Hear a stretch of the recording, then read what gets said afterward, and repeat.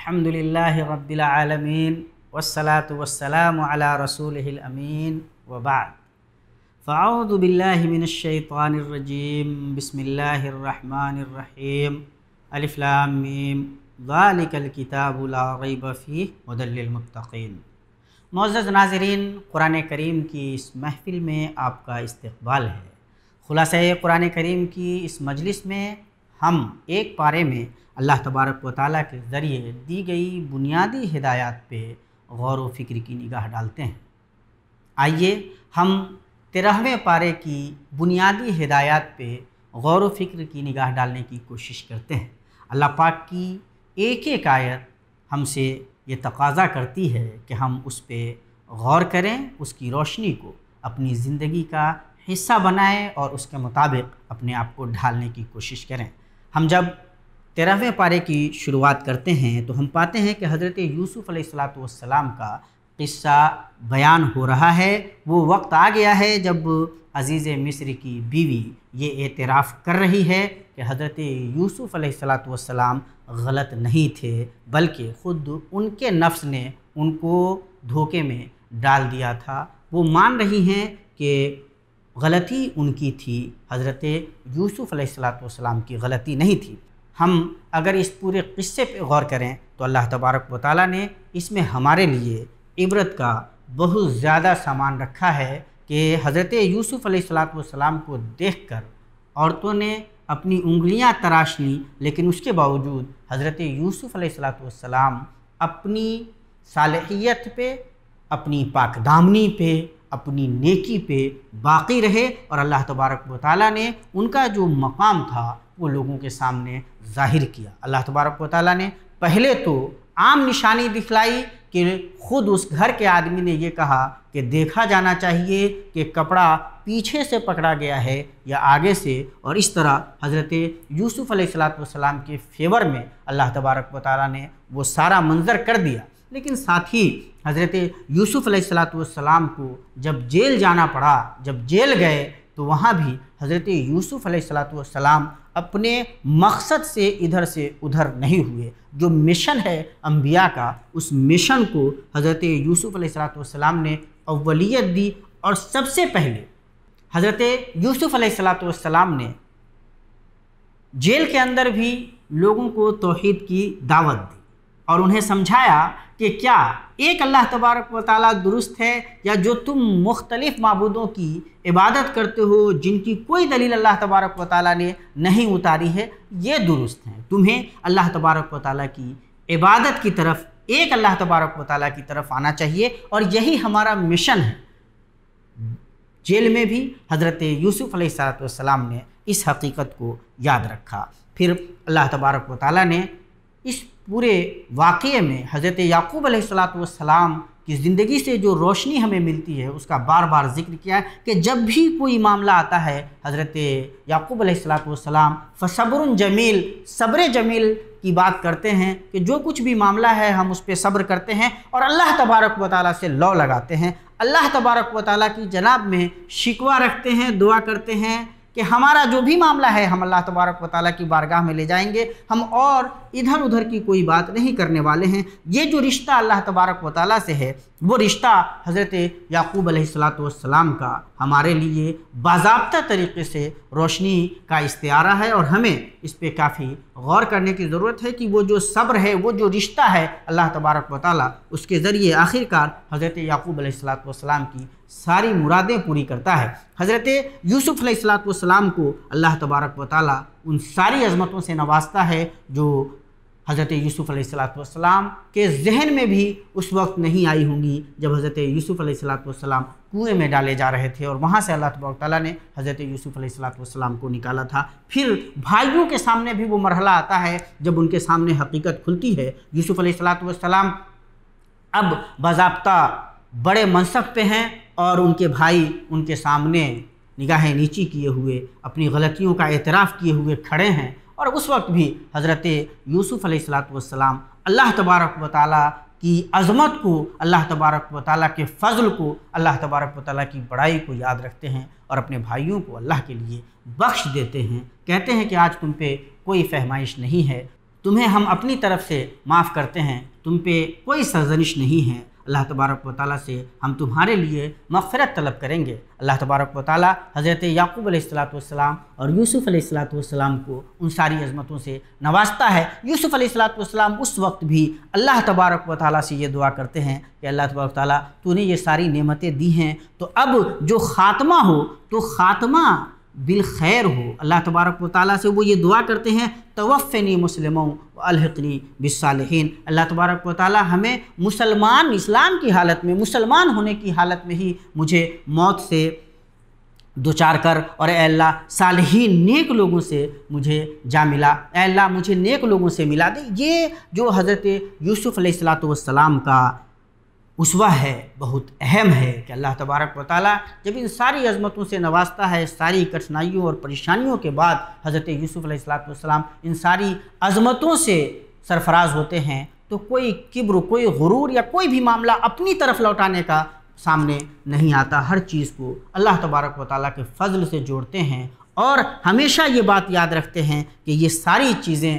دراصل اللہ تبارک و تعالیٰ کی طرف سے ہیں۔ ہمیں حضرت یوسف علیہ السلام کے اس پورے واقعے سے، جہاں اپنے نفس کی حفاظت کی روشنی ملتی ہے، جہاں ہمیں اپنے آپ کو پاک دامن رکھنے کی کوششوں کی روشنی ملتی ہے، جہاں ہمیں یہ روشنی ملتی ہے کہ زندگی میں کٹھنائیاں آتی ہیں، رفتیں آسانی سے نہیں ملتی، وہیں ہمیں یہ درس بھی ملتا ہے کہ جب اللہ تبارک و تعالیٰ نوازے تو انسان کا کردار کیسا ہونا چاہیے، کس طرح اپنے خلاف جانے والے کو بخش دینا، معاف کر دینا نبیوں کا راستہ ہے، کس طرح ہمیشہ اللہ تبارک و تعالیٰ سے لو لگانا، اللہ تبارک و تعالیٰ کے فضل کی تمنا کرنا، اور اخیر تک یہ دعا کرتے رہنا کہ اللہ تبارک و تعالیٰ خاتمہ بالخیر نصیب فرمائے، یہ نبیوں کا راستہ ہے۔ کس طرح عاجزی، فروتنی، توکل، صبر یہ نبیوں کا راستہ ہے، اور یہی کامیابی و کامرانی کا راستہ ہے۔ اللہ تبارک و تعالیٰ خود فرما رہا ہے لقد کان فی قصصہم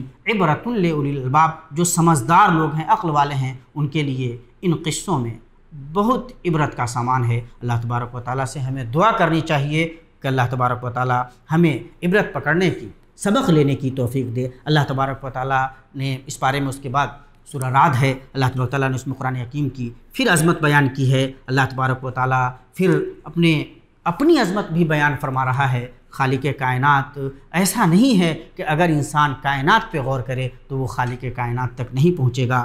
اللہ الذی رفع السماوات بغیر عمد ترونها ثم استوى على العرش۔ اللہ تبارک و تعالیٰ نے دیکھے آسمانوں کو بغیر ستون کے بنا دیا۔ اب غور کرے اگر انسان تو اللہ تبارک و تعالیٰ تک پہنچنے کے بہت سارے سامان اللہ تبارک و تعالیٰ نے کائنات میں رکھے۔ اللہ تبارک و تعالیٰ دعوت بھی دے رہا ہے تخلیق کائنات پہ غور کرنے کی، شمس و قمر پہ، زمین، پہاڑ، نہریں، یہ سب اللہ کی بنائی ہوئی ہے، اور یہ جو کاریگری ہے اس کاریگری پہ ہم غور کریں، اس صنعت پہ غور کریں، یہ جو پختگی ہے، یہ جو انتہائی درجے کی مہارت ہے، جہاں انسان کا ذہن تک نہیں جا سکتا، تصور بھی ٹھیک سے کام نہیں کرتا، ہم اگر غور کریں تو اللہ تبارک و تعالیٰ کی عظمت ہمارے دلوں میں بیٹھ جائے گی۔ ان فی ذالک لآیات لقوم یتفکرون، غور کیجئے تو یقینی طور پہ یہ نشانیاں نظر آئے گی۔ پوری انسانیت کے لیے دعوت ہے، اور قرآن کریم کو پڑھتے ہوئے اگر ہم مظاہر کائنات پہ غور کرنے کی عادت ڈال لیں تو اللہ تبارک و تعالیٰ سے ہمارا رشتہ واقعتاً بہت مضبوط ہو جائے گا۔ اللہ تبارک و تعالیٰ آگے اپنی وحدانیت کا ذکر کرتا ہے۔ آسمانوں اور زمینوں کو پیدا کرنے والا اللہ تبارک و تعالیٰ ہے،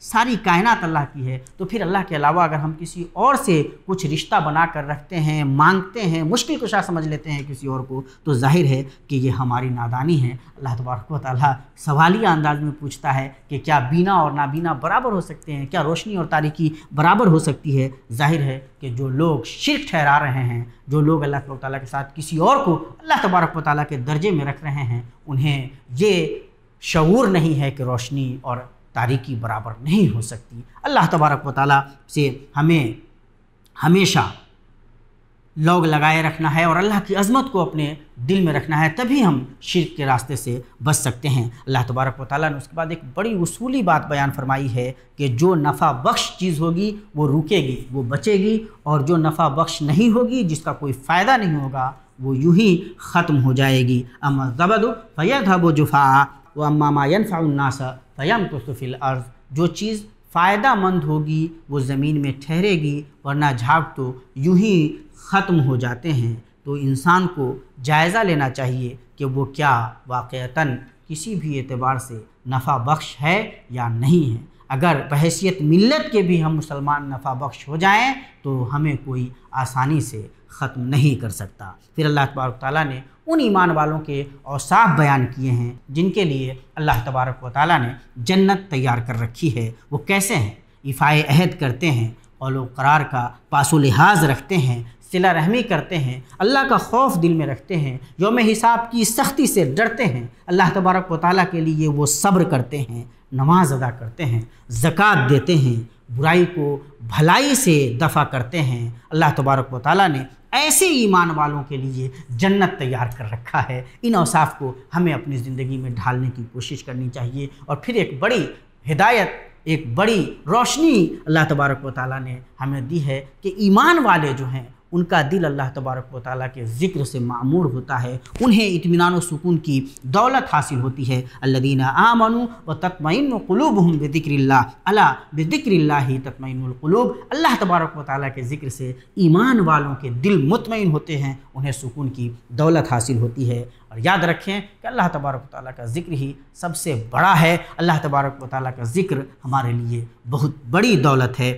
ہمیں یہ حقیقت اگر یاد ہو تو ہم بہت کچھ اپنی زندگی میں اچھائیاں لا سکتے ہیں۔ قرآن کریم کے اس پارے میں اس کے بعد سورہ ابراہیم ہے، اس کی شروعات بھی اللہ تبارک و تعالیٰ کے کلام کی عظمت سے ہوتی ہے، اور کہا گیا ہے کہ اللہ تبارک و تعالیٰ نے کتاب اتاری ہے یہ قرآن کریم تاکہ لوگوں کو اندھیروں سے نکال کر روشنی کی طرف لایا جائے۔ اللہ تبارک و تعالیٰ کی یہ کتاب نور ہے، روشنی ہے، اور اللہ تبارک و تعالیٰ نے اسے اتارا اس لیے ہے کہ لوگوں کو برائی سے نکال کر بھلائی کی طرف لایا جائے، اندھیرے سے نکال کر روشنی کی طرف لایا جائے۔ پھر ساتھ ہی اللہ تبارک و تعالیٰ نے یہ حقیقت بھی بیان کی ہے کہ اللہ تبارک و تعالیٰ نے جتنے نبیوں کو بھیجا ان کی قوم کی زبان میں بھیجا۔ اللہ تبارک و تعالیٰ فرماتا ہے وما ارسلنا من رسول الا بلسان قومہ لیبین لهم۔ اللہ تبارک و تعالیٰ نے نبیوں کو ان کی قوم کی زبان میں بھیجا تاکہ وہ کھول کھول کر اللہ تبارک و تعالیٰ کا پیغام ان تک پہنچا سکیں، انہیں بتا سکیں۔ اس سے ہمیں یہ روشنی ملتی ہے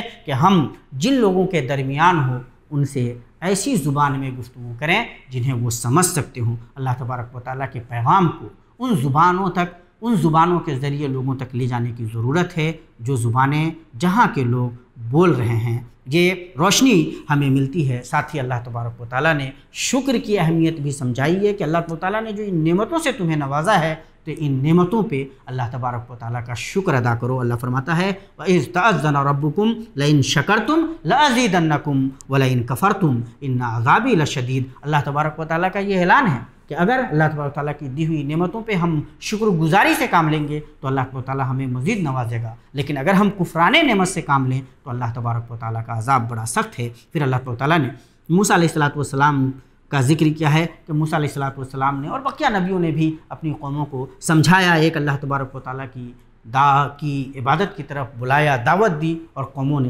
سرکشی کا راستہ اختیار کیا۔ قوموں نے کہا کہ تم بھی ہماری ہی طرح انسان ہو تو ہم تمہاری بات کیوں مانیں۔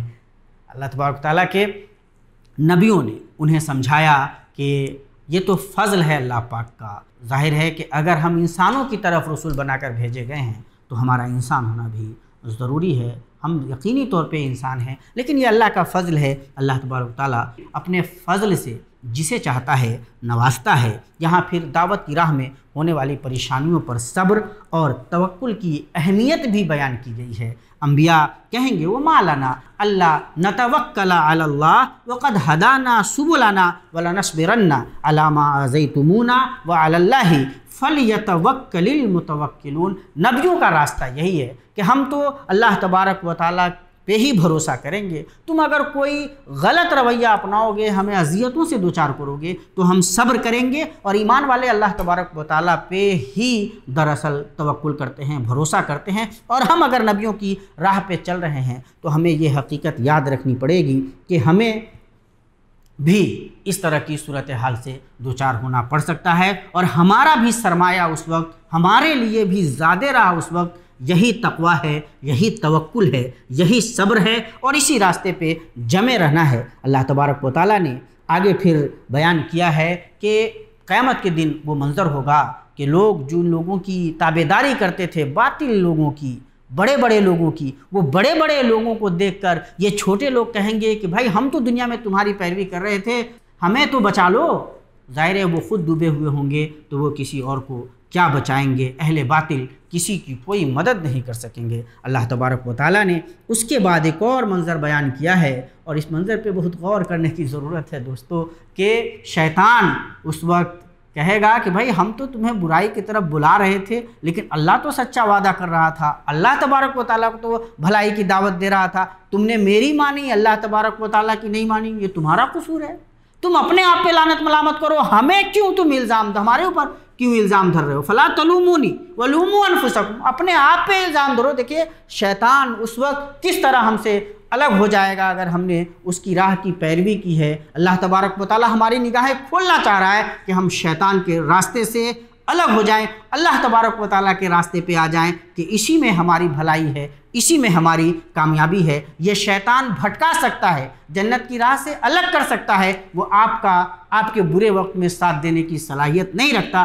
ساتھ نہیں دے سکتا ہے۔ اللہ تبارک و تعالیٰ نے پھر کلمہ طیبہ اور کلمہ خبیثہ کا ذکر کیا ہے کہ کلمہ طیبہ کیا ہے۔ کلمہ طیبہ ایسا کہ اصلھا ثابت و فروعھا فی السماء، کہ جیسے اس کی جڑ زمین میں پیوست ہو اور اس کی شاخیں آسمانوں میں ہوں، اور کلمہ خبیثہ ایسا ہے کہ جیسے کوئی پیڑ ہو اس کو اوپر سے اکھاڑ لیا جائے، اس کا کچھ بھی نہیں بچے، کوئی اس کی حیثیت نہیں ہو۔ تو کلمہ خبیثہ جو بری چیزیں ہیں، جو شرک ہے، جو طاغوت ہے، جو توحید کے مقابلے میں بری چیزیں، ان کی کوئی حیثیت نہیں ہے۔ اللہ کی راہ کے علاوہ جو راہیں ہیں وہ ایسے ہی ہیں، ان کی کوئی حیثیت نہیں ہے، انہیں ختم ہو جانا ہے۔ اللہ تبارک و تعالیٰ نے پھر حضرت ابراہیم علیہ السلام کا ذکر کیا ہے، کس طرح ابراہیم علیہ السلام مکہ مکرمہ آئے، اس شہر کو، اس کو آباد کیا، بے آب و گیا زمین میں اللہ تبارک و تعالیٰ کے حکم سے اپنے گھر کو، اپنے گھرانے کو آباد کر دیا۔ اللہ تبارک و تعالیٰ کے اس شہر میں اللہ تبارک و تعالیٰ کے حکم پہ اللہ تبارک و تعالیٰ کے نبی حضرت ابراہیم علیہ السلام نے آباد کیا کہ لوگ نماز قائم کریں گے، لوگ اللہ تبارک و تعالیٰ کی عبادت کریں گے، اور اللہ تبارک و تعالیٰ سے دعا کی کہ اللہ تبارک و تعالیٰ تیری عبادت کے لیے یہاں لا کر لوگوں کو بسا دیا ہے، اے اللہ تو انہیں نواز، پھلوں سے نواز، اللہ تبارک و تعالیٰ انہیں برکت دے، انہیں کوئی پریشانی نہیں ہو۔ اور الحمدللہ اللہ تبارک و تعالیٰ نے حضرت ابراہیم علیہ السلام کی دعا میں جو برکت رکھی، وہ برکت آج بھی دنیا کو نظر آتی ہے۔ اللہ تبارک و تعالیٰ سے دعا ہے کہ اللہ تبارک و تعالیٰ ہمیں اس بارے میں بتائی گئی ہدایات پہ، دی گئی ہدایات پہ عمل کرنے کی توفیق عطا فرمائے۔ اقول قولی ھذا واستغفر اللہ لی ولکم ولسائر المسلمین فاستغفروہ انہ ھو الغفور الرحیم۔ والسلام علیکم ورحمۃ اللہ وبرکاتہ۔